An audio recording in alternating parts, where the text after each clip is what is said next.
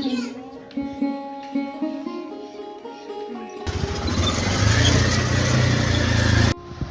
যদি খেয়ে ফেলা নেই, মজা লাগে।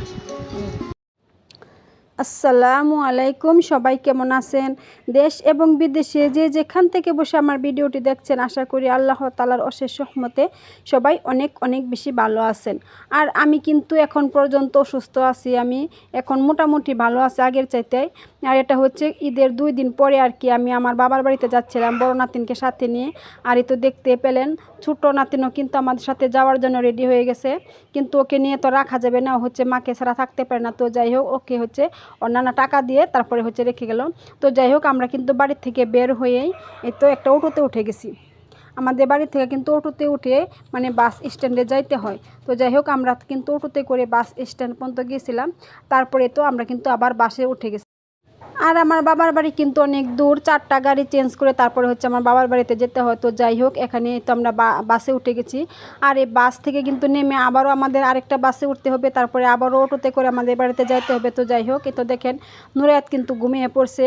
আর আমরা এই তো বাস থেকে নেমে কিন্তু আরেকটা বাসে ওঠা কথা ছিল, কিন্তু ঈদের ব্যস্ততার কারণে এতটাই রাস্তায় জ্যাম ছিল যে কোনো বাস আমরা পাই নাই। তো সেখান থেকে আমরা সিএনজি রিজার্ভ করে নিয়ে তারপরে হচ্ছে এই তো আমাদের বাড়ির দিকে রওনা হলাম। আর যারা কিনা আমার ভিডিওটা এখন পর্যন্ত দেখতেছেন অথচ একটি লাইক দিতে ভুলে গেছেন, তারা অবশ্যই একটি লাইক দিয়ে আমার ভিডিওটা দেখা শুরু করবেন। তো যাই হোক, আমরা কিন্তু এখন এই তো অনেক দূর চলে এসেছি। এটা হচ্ছে রাজেন্দ্রপুর ক্যান্টনমেন্ট। তো ক্যান্টনমেন্ট এলাকাটা কিন্তু অনেক সুন্দর লাগে, মানে আবাসিক একটা এলাকা, তো দেখতে অনেক ভালো লাগে। তো যাই হোক, আপনাদের সাথে একটু শেয়ার করলাম। আর এখানে কিন্তু গাড়ি আসলে কিন্তু গাড়ি কিন্তু অনেক স্লোতে চালাতে হয়, মানে নিয়ন্ত্রণে রাখতে হয়, বেশি জোরে কিন্তু গাড়ি চালানো যায় না, যেহেতু এটা আবাসিক এলাকা। দীর্ঘ 1.5 বছর পর হাজব্যান্ডকে সাথে নিয়ে বাবার বাড়ি গিয়েছিলাম। এক বুক আশা নিয়ে ভাবছিলাম অনেক আনন্দ করব, অনেক এনজয় করব, আর আপনাদের সাথে শেয়ার করব, কিন্তু কিছুই করা হলো না। কারণ হচ্ছে আমি যেদিন বাবার বাড়ি গিয়েছিলাম সেদিন থেকে অসুস্থ, হঠাৎ করে আমার পেটে ব্যথা। সেই ব্যথা থেকে আমাকে ইমার্জেন্সিভাবে হাসপাতালে নেওয়া হয় আর ইমার্জেন্সি চিকিৎসা করানো হয়। আর সেখান থেকে একটু পেট ব্যথা কমার পরে আমি কিন্তু 2-1 দিন পরে বাড়িতে চলে আসছি। কারণ স্বাধীনের বাবা হচ্ছে আমাকে নিয়ে তাড়াতাড়ি চলে আসছে, কারণ ভালো করে ডাক্তার দেখাতে হবে সেই জন্যই। তো যাই হোক, আমি কিন্তু বাড়িতে এসে তারপরে ডাক্তার দেখিয়েছি। আমার কিন্তু কিডনিতে সমস্যা। 1 বছর আগে আমার কিডনিতে পাথর ধরা পড়ছিল, আমি কিন্তু অপারেশন করিয়েছিলাম বাম পাশের কিডনিতে। আর বর্তমানে কিন্তু আমার ডান পাশের কিডনিতেও সমস্যা দেখা দিছে, ডান পাশের কিডনি হচ্ছে ফুলে গেছে এবং কিনা পাথর আছে। তো যাই হোক, আমি কিন্তু চিকিৎসা নিতেছি। তো ডাক্তার বলছে 7 দিন ওষুধ খাওয়ার পরে ডাক্তারের সাথে যোগাযোগ করতে। তো 7 দিন ওষুধ খাওয়ার পরে আমি কিন্তু ডাক্তারের কাছে যোগাযোগ করেছি, বলেছে যে কিডনি মানে ফুলা কমছে কিন্তু পাথর আছে। কিন্তু তারপরে হচ্ছে আবারও 7 দিন ওষুধ দিয়েছে, আর বলছে যে ওষুধ খেলে নাকি পাথর পড়ে যাবে। তো যাই হোক, আমি কিন্তু 7 দিন ওষুধ খাওয়ার পরে দেখলাম যে আমার পাথর পড়ে গেছে, আর বর্তমানে কিন্তু আমার ব্যথা অনেক কম আছে। তো আমার জন্য সবাই দোয়া করবেন, আর যেন এই সমস্যাটা না হয়, আমি যেন অল্পতে মানে সারতে পারি, সুস্থ হইতে পারি। তো এটাই আর কি। আর এই তো আপনাদের সাথে কথা বলতে বলতে কিন্তু আমরা একদম আমাদের বাড়ির সামনে চলে আসছি, মানে আমাদের বাড়ির সামনে হচ্ছে মসজিদটা আমাদের ঘরের সাথে আর কি। তো যাই হোক, এটা হচ্ছে মৌলবী বাড়ি জামি মসজিদ, মানে আমাদের বাড়ির নাম হচ্ছে মৌলবী বাড়ি, তো এক নামে আর কি সবাই চিনে আর কি, পরিচিত। যাই হোক, এটা হচ্ছে আমাদের বাড়ির কেন্দ্রীয় মসজিদ আর কি। তো আমি কিন্তু অনেক আশা করছিলাম আপনাদের সাথে আরও অনেক কিছু শেয়ার করব, কিন্তু কিছু শেয়ার করতে পারিনি অসুস্থতার কারণে। আমাদের গ্রামটা কিন্তু দেখতে অনেক সুন্দর, আর যদি পরে কোনো দিন যাওয়া হয় আর কি, তো আপনাদের সাথে আর কি শেয়ার করব।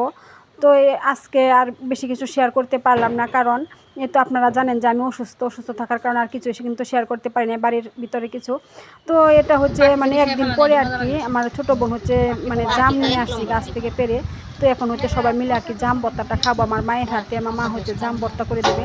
আর আমি কিন্তু বাড়িতে যেই অসুস্থ হওয়ার কারণে কিন্তু কিছুই করতে পারিনি। আমরা কিন্তু 4 বোন সবাই কিন্তু বাড়িতে আসছিলাম। আমাদের 3 বোনের কিন্তু বিয়ে হয়ে গেছে, ছোটো বোনের বিয়ে হয় নাই, মনা, ওকে তো আপনারা অনেকেই চেনেন। তো যাই হোক, আমরা সবাই একসাথে হয়েছিলাম, ভাবছিলাম যে অনেক আনন্দ করবো, কিন্তু ভাগ্য তো আর হলো না কিছু করার। তো যাই হোক, যতটুকু পারছি আপনাদের সাথে আর কি শেয়ার করছি। এই তো এখন হচ্ছে আমার মা আর কি জাম ভর্তাটা বানিয়ে নিছে, কারণ মায়ের হাতে সব কিছু কিন্তু অনেক ভালো লাগে খাইতে। আর আমরা অনেকে কিন্তু মানে জাম ভর্তাটা একটা কিছুর ভিতরে নিয়ে আর কি বাইরে বাইরে বানায়, কিন্তু আমার মা হচ্ছে এমনিতে বানিয়ে দিতেছে। আমরা বলতেছি যে এমনি করে তুমি হাতে মেখে বানিয়ে দাও, হাতে মেখে আর কি জাম ভর্তাটা খাবো সবাই মিলে অনেক মজা করে। আর আমার প্রিয় আপু ভাইয়েরা অনেকেই আমাকে ভুলে গেছেন, আশা করি কেউ আমাকে ভুলে যাবেন না, সবাই কিন্তু আমার ভিডিওটা দেখে যাবেন। কারণ অসুস্থতার কারণে, ব্যস্ততার কারণে আর কি ভিডিও দিতে পারি না। হাজব্যান্ড দেশে আসার পরে কিন্তু অনেকটা ব্যস্ত হয়ে পড়েছিলাম, সেই জন্য ভিডিও দিতে পারি নাই। আর বর্তমানে আমি ঈদের পরের দিন থেকে অনেক অসুস্থ, আর সেই জন্য আরও ভিডিও করতে পারি না। কিছু কিছু ভিডিও কিন্তু করে রাখা আছে, কিন্তু ভয়েস দেওয়ার কারণে আর মানে ভিডিও আপলোড করতে পারতেছি না। তো যাই হোক, আজকে ভিডিওটা দিলাম। আমি বর্তমানেও কিন্তু মানে কিছুটা অসুস্থ, তবে মোটামুটি সুস্থ, আগের তুলনায় অনেক। তো আমার জন্য সবাই দোয়া করবেন, আবারও বলতেছি। আর এই তো দেখেন আমার মা আর বোন মিলে কিন্তু জামের ভর্তাটা কেমন করে কষলে কষলে বানাচ্ছে। আর এই ভর্তাটা কিন্তু খেয়েছিলাম, কিন্তু অনেক মজা হয়েছিল সবাই মিলে। আর আমি যখনই বাড়িতে যাই আমার সব বোনেরা কিন্তু আসে, আর আমরা কিন্তু অনেক মজা করি সব সময়। আর তখন কিন্তু মানে ইউটিউব চ্যানেল ছিল না, আপনাদের সাথে কিছু শেয়ারও করা হয় নাই। তো বর্তমানে আমি মানে ইউটিউব চ্যানেল খুলেছি, আর গিয়েছিলাম কিন্তু অনেক আশা নিয়ে যে অনেক কিছু আপনাদের সাথে শেয়ার করব। তো সেটা আর হলো না। তো যাই হোক, আজকের ভিডিওটা এখানে শেষ করে দেব। সবাই ভালো থাকবেন, সুস্থ থাকবেন। আল্লাহ হাফেজ, আসসালামু আলাইকুম। আর আমার জন্য দোয়া করবেন।